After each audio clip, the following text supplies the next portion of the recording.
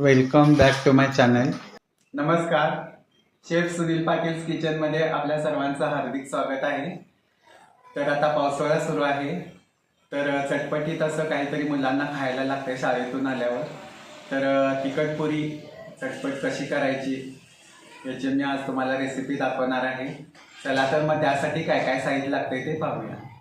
इथं मी 2 वाट्या मैदा घेतलेला आहे, अर्धा वाटी गव्हाचं पीठ, अर्धा वाटी तांदळाचं पीठ, लाल तिखट, मीठ, ओवा, पांढरे तीळ, गरम मसाला, धना जिरा पावडर, तेल, हिंग व हळद.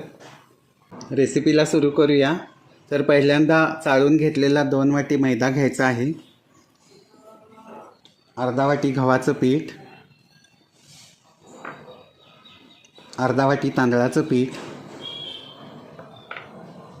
अर्धा चमचा ओवा घालायचा आहे, 1 चमचा पांढरे तीळ,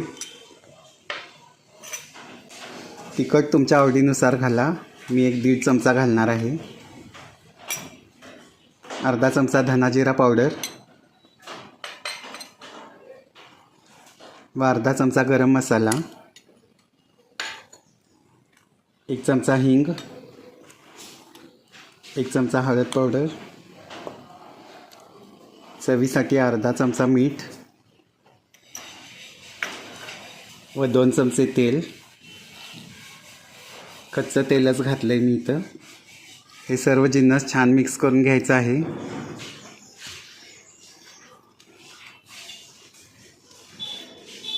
हे तेल सर्व पिठाला लागलं पाहिजे असं चोळून घ्यायचं आहे.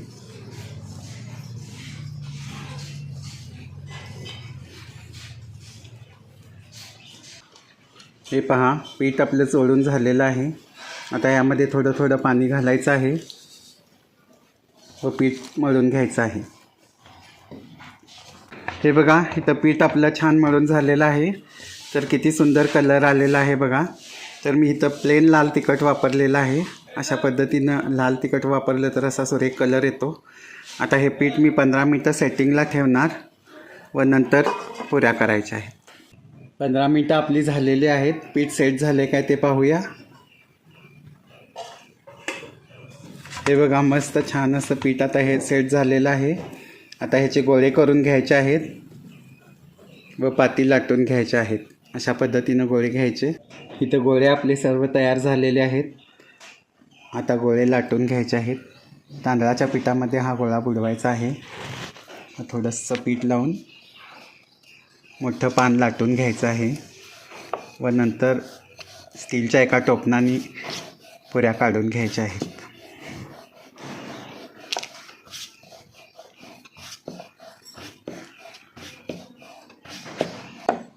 अगदी पातळ अशा पद्धतीने हे पान लाटून घ्यायचं आहे.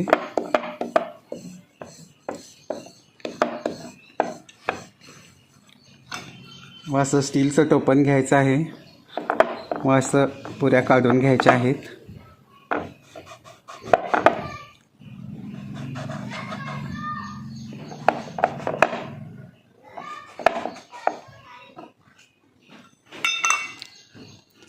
हे बघा,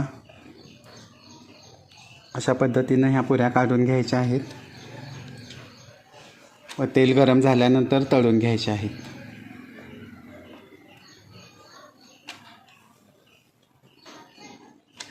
इथं गॅसवर मी तेल गरम करण्यासाठी ठेवलेलं होतं, ते गरम झालेलं आहे. आता तिखट पुऱ्या तळून घ्यायच्या आहेत.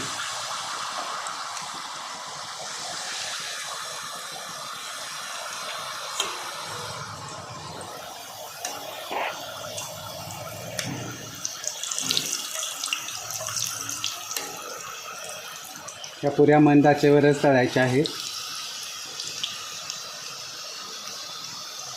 हे बघा, मस्त सुंदर अशा ह्या पुऱ्या आता इथं तयार झालेल्या आहेत. तर अशा पद्धतीनं बाकीच्या पण पुऱ्या तळून घ्यायच्या आहेत. हे बघा, मस्त सुंदर अशा ह्या पुऱ्या आता इथं खाण्यासाठी तयार झालेल्या आहेत. आता ह्या पुऱ्या प्लेटिंग करून घेऊया. तर हे पहा, मस्त सुंदर खुसखुशीत अशा ह्या तिखट पुरी आता इथं खाण्यासाठी तयार झालेल्या आहेत. तर ही पुरी तुम्ही जर कोणी तुमच्याकडे अचानक गेस्ट आले तर चहासोबत देऊ शकताय, व मुलांनाही डब्यातून पण देऊ शकता. शाळेहून आल्यावर चहाबरोबर दिला तरी हे खूप छानच लागतात. तर अशा पद्धतीच्या ह्या पुऱ्या तुम्ही घरी नक्की ट्राय करा, अगदी पटदिशी होणाऱ्या आहेत. तर आता ह्या पुऱ्या मी मलप्रभा आलेली आहे, तिला टेस्टसाठी देणार आहे.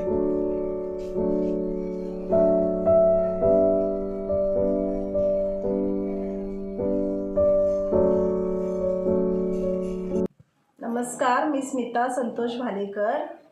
आज सुनील दादांनी तिखटपुरीची रेसिपी केलेली आहे. मी ती टेस्ट करायला त्यांच्या घरी आलेली आहे.